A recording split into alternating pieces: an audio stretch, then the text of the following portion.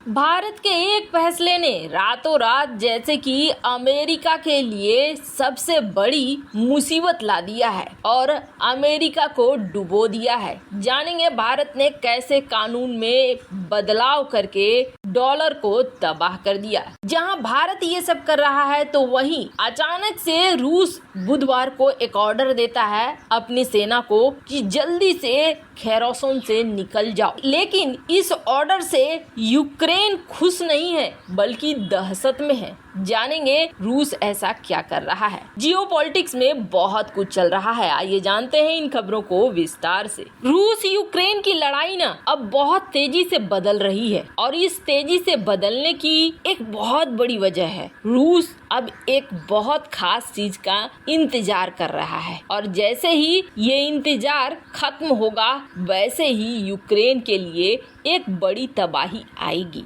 अब कहा यह गया कि अचानक से बुधवार को रूस के रक्षा मंत्री आते हैं टीवी पे और उसके बाद रक्षा मंत्री ये ऐलान करते हैं कि ये जो इलाका देख रहे हैं ना, खेरासन का इलाका, इस इलाके पे अपने सैनिकों को कहते हैं कि आप अब यहाँ से पीछे आ जाइए, रूस की जो कंट्रोल वाला एरिया है उस एरिया में आ जाइए। रूस का कंट्रोल वाला एरिया कौन सा है तो आपको बता दें, ये जो इलाके देख रहे हैं इस वक्त इस छोटे से मैप में, ये रशियन कंट्रोल एरिया जहाँ लिखा हुआ है, ये पूरा इलाका है रूस के कंट्रोल में। और खेरासन का ये छोटा सा इलाका है, ये छोटा इलाका हालांकि बहुत महत्वपूर्ण है, इसलिए दुनिया भर की नजर में समझ में नहीं आ रहा है कि क्या रूस यहाँ पर कोई बड़ा गेम खेल रहा है या फिर यहाँ पर रूस हार रहा है। वैसे आपको बता दे, दुनिया ये उम्मीद ज्यादा कर रही है कि रूस ने यहाँ पर एक बहुत बड़ा गेम खेल दिया है। इसकी वजह भी जानेंगे कि रूस ने कैसे गेम खेला है। पहले तो ये जान लीजिए, ये वो इलाका है जब युद्ध शुरू हुआ था ना,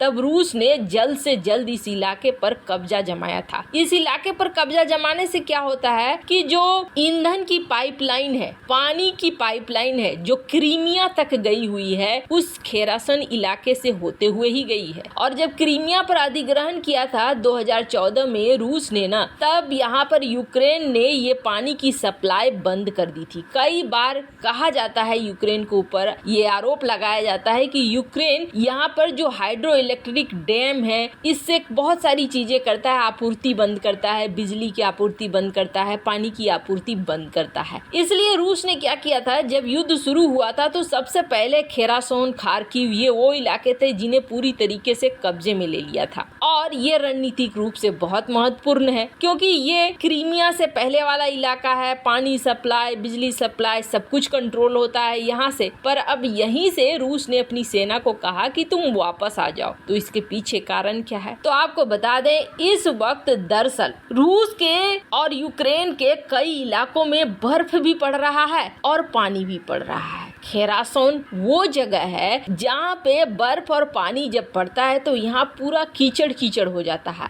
ऐसा कीचड़ कीचड़ कि यहाँ पर सप्लाई देना संभव नहीं होता है। या तो यहाँ पर टैंक वैंक अगर जाते हैं तो ये टैंक वैंक अटक जाएंगे और अगर ट्रूप्स जाती है, सेना जाती है तो इन्हें बहुत ज्यादा चीजों की जरूरत होगी। कीचड़ में फंसने का डर है, इनको ठंड से बचने के लिए कपड़े चाहिए, खाने पीने के लिए चीजें चाहिए। यानी इस रास्ते से यहाँ पर रसद पहुँचाना दोनों सेनाओं के लिए मुश्किल भरा हो जाएगा। और रूस ने क्या किया है, रूस ने आपने देखा होगा पिछले 30 दिनों में जो इस तरीके के खबरें आई हैं, उन खबरों में ये बताया गया है रूस ने यूक्रेन के बिजली संयंत्र, तेल डिपो, इन पर हमला करना शुरू कर दिया है। अभी भी कहा जा रहा है कि बहुत ज्यादा हमला किया जाएगा। ऐसी जगहों पर हमला करने का मतलब होगा कि यूक्रेन के लोगों को, यूक्रेन की सेना को किसी भी हाल में ईंधन नहीं मिले, गर्मी नहीं मिले। वैसे आपको बता दें, दोनों ही देश की सेना, चाहे यूक्रेन की हो या रूस की हो, दोनों को सर्दियों में लड़ने की आदत जरूर है, लेकिन ये दोनों ये भी समझते हैं कि सर्दियों का क्या बुरा असर होगा। अक्टूबर महीने में पहले ही भारी बारिश हुई है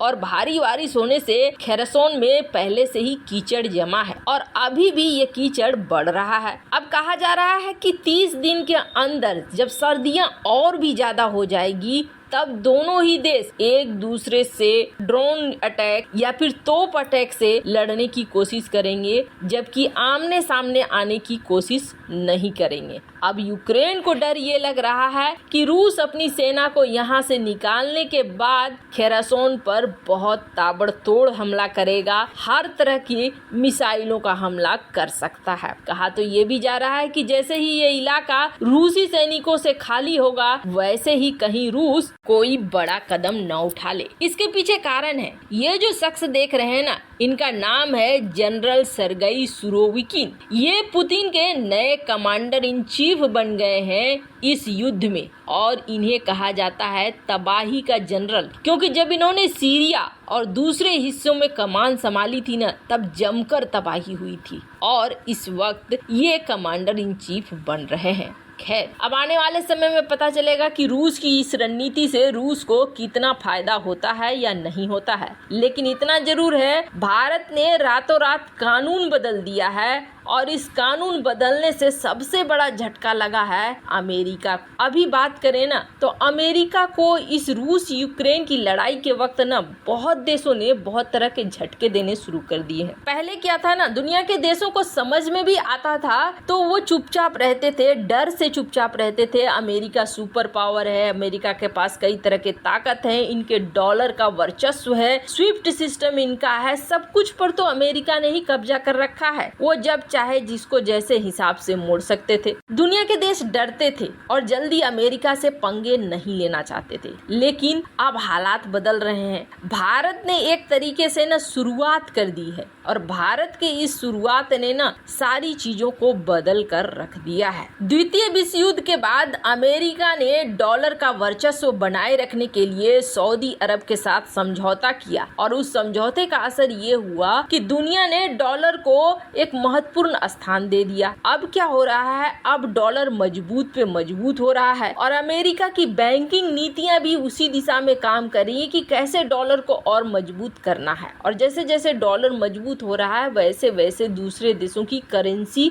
मजबूत नहीं हो रही है, गिर रही है। अब इसे बचाने के लिए, और दूसरा अमेरिका के चंगुल से बचने के लिए, भारत जैसे कई देश हैं जो अब एक दिशा में काम कर रहे हैं। भारत को देखकर दुनिया के देश शिक्षा भी ले रहे हैं। अब इसका सबसे बड़ा उदाहरण देखिए, भारत ने अपने कानून को बदल दिया है, और इस कानून को बदलकर नई ट्रेड पॉलिसी लाई है। फॉरेन ट्रेड पॉलिसी में भारत सरकार ने और रिजर्व बैंक ने ये अनाउंस कर दिया है कि आप दूसरे देशों के साथ भी अगर व्यापार करते हैं तो फ्री होकर भारतीय रुपए में आप व्यापार कीजिए, और इस मामले में हम आपको छूट भी देंगे, कुछ प्रमोशन स्कीम भी निकालेंगे। वैसे आपको बता दें, ये एक बहुत बड़ा कदम है। प्रमोशन स्कीम की वजह से अब भारत के जो डोमेस्टिक व्यापारी हैं, वो अपने रुपए में ही व्यापार करना चाहेंगे ताकि उन्हें प्रॉफिट मिले। और ये अमेरिका के लिए बिल्कुल भी सही नहीं है। वैसे आपको क्या लगता है, भारत जो ये कदम उठा रहा है, ये सही है या नहीं? कमेंट कर अपनी राय जरूर बताएं।